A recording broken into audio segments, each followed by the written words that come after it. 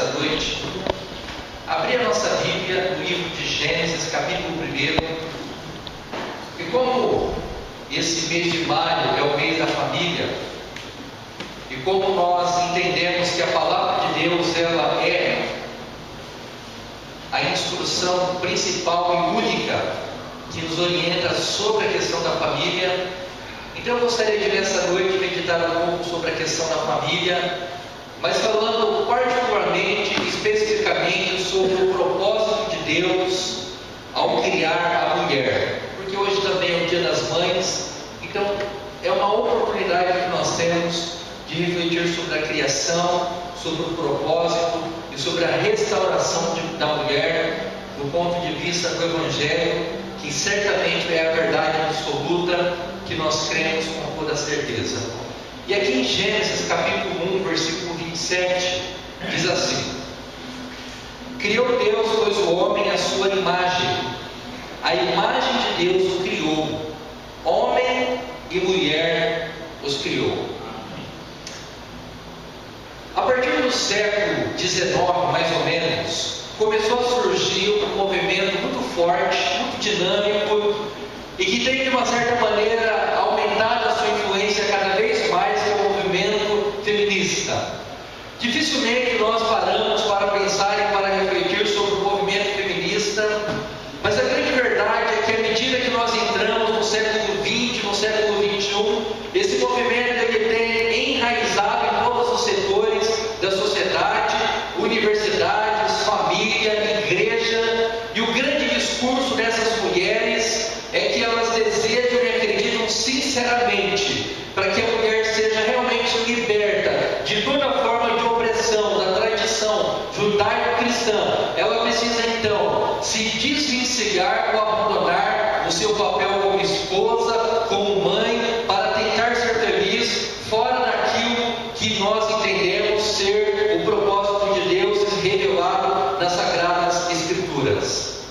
E veja que a maternidade, por exemplo, que é uma das coisas mais lindas e mais belas que existem, que é realmente uma dádiva de Deus, ela vem sendo desconstruída no sentido de que não é algo bonito, no sentido de que é algo muito sofrível, e elas batem nessa tecla e começam a lutar contra todo tipo de pensamento que tenta romantizar a maternidade, porque esse movimento feminista, ele não vê a beleza na estrutura familiar, ele não vê a beleza no fato da mulher gerar uma vida, e elas buscam com toda a sua força uma igualdade de privilégios, como se essa fosse talvez a única conquista que ainda falta para que essas mulheres sejam felizes e realizadas. E assim tem sido desde sempre. A autonomia que tem sido buscada na questão profissional, a autonomia que tem sido buscada nos mais diversos setores, mas a grande verdade que nós não podemos perder de vista, que em nenhum momento a Bíblia, ou o próprio Deus através da Bíblia, coloca a mulher como se ela fosse inferior ao homem. Não existe nenhum lugar da Bíblia que exista uma mensagem que coloque a mulher como sendo menos importante ou numa posição de inferioridade em relação ao homem. Na verdade, o que nós encontramos na narrativa de Gênesis, capítulo 1, e também no capítulo 2, que oferece mais informações do que o capítulo 1, é que Deus criou primeiro o homem, e ao observar que o homem estava sozinho, ele criou a mulher. No capítulo 2, versículo 7 de Gênesis vai dizer isso. E quando ele criou a mulher, ao chamá-la de Eva, significa literalmente uma ajuda, um socorro, ou aquela que veio para auxiliar o seu semelhante.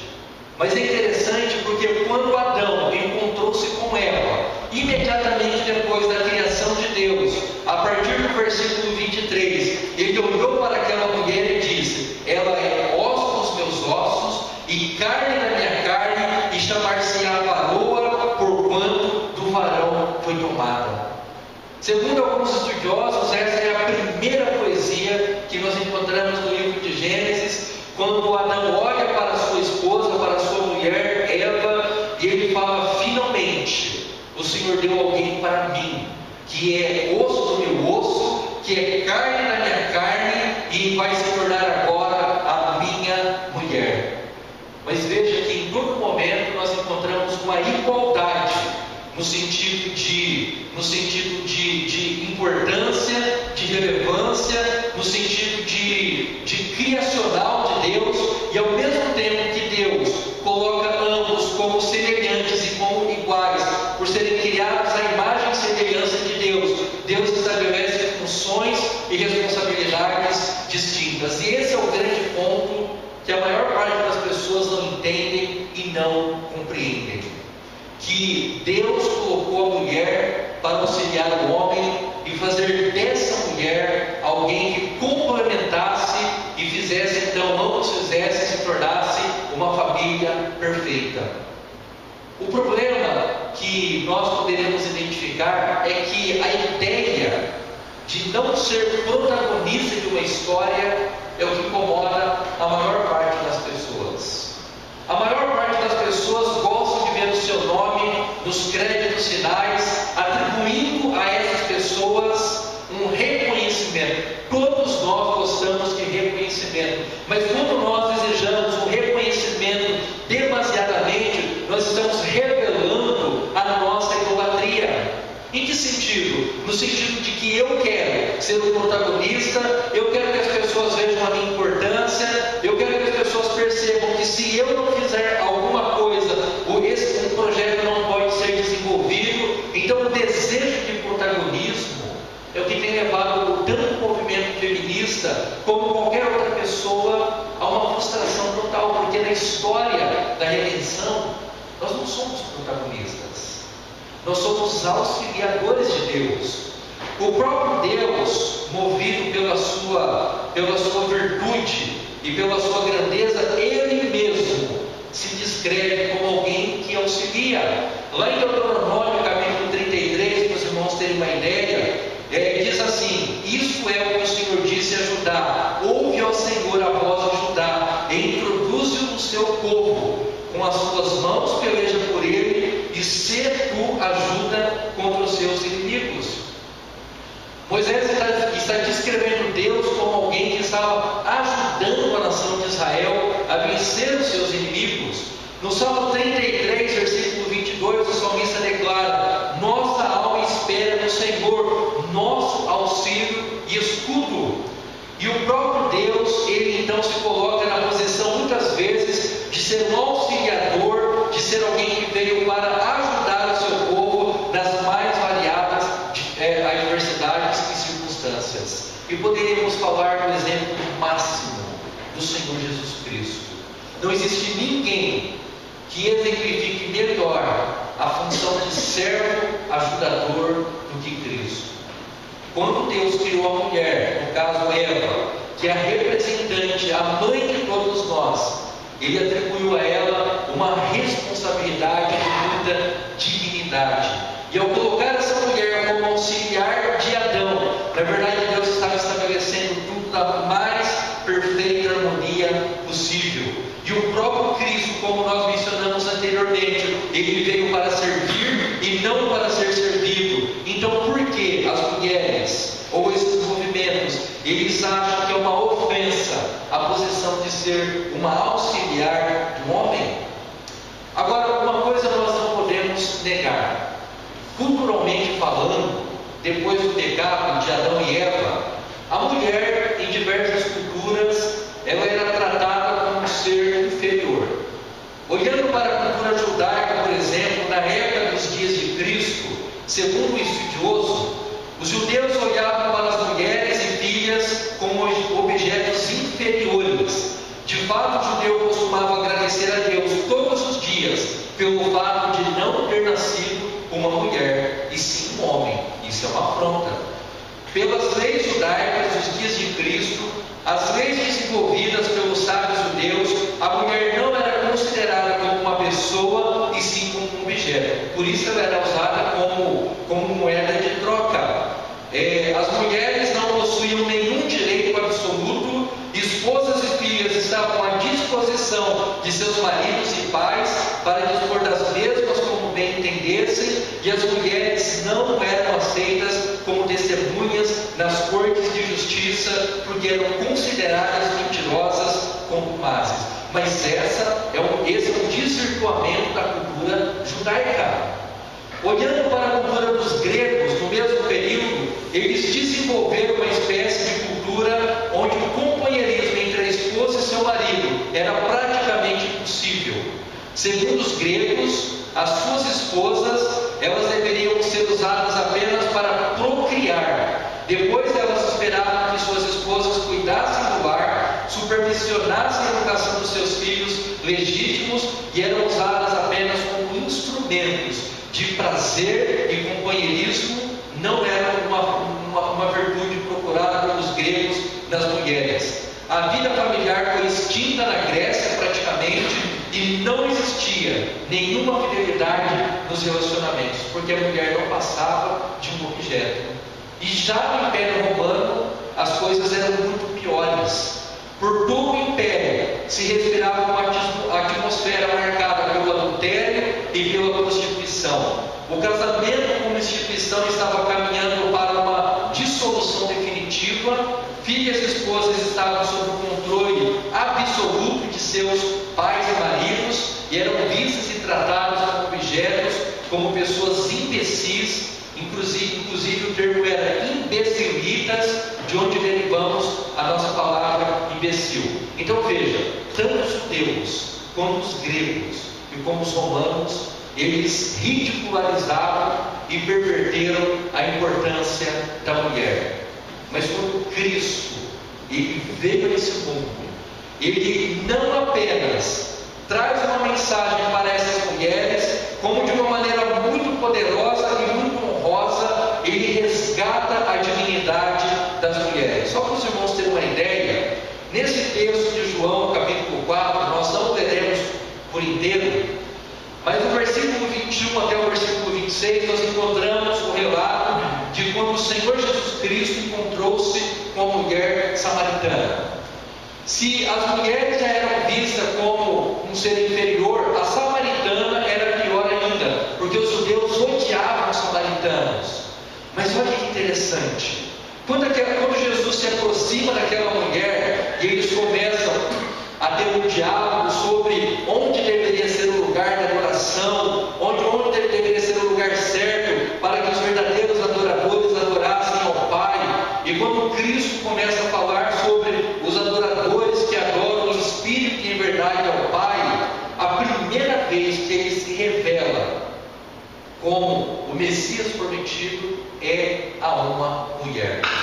Versículo 26: eu sou o que falo contigo.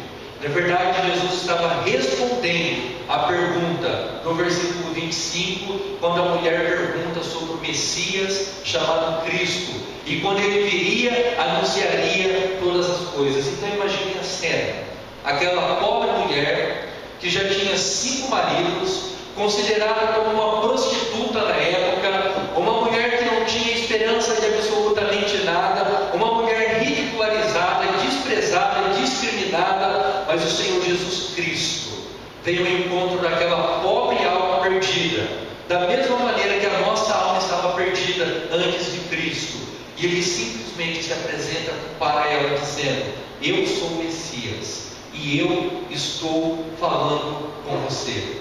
Jesus estava resgatando a dignidade dessa mulher através do Evangelho. Um segundo texto, em Lucas capítulo 10, no versículo 38 ao 42, conta a história de 2 mulheres, uma chamada Marta e a outra chamada Maria. Ambas eram irmãs.